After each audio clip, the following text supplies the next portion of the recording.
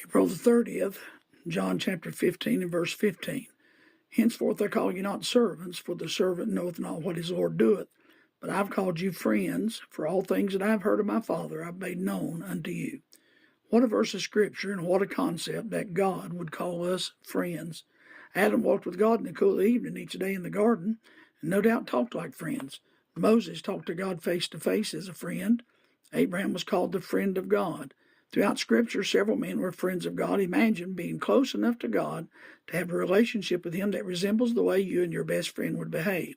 You'd share your innermost secrets, your heart's desires, and you'd cherish every moment you spend together. You'd laugh and cry and rejoice. You cannot wait to have that time together. Well, that's what some of these men enjoyed with God.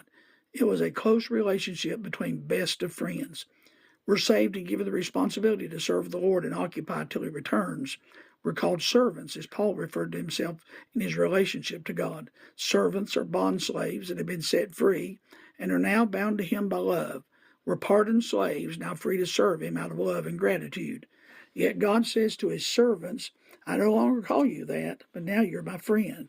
Could you imagine a slave serving his master for many years until the day he's set free and pardoned, never to be sold again?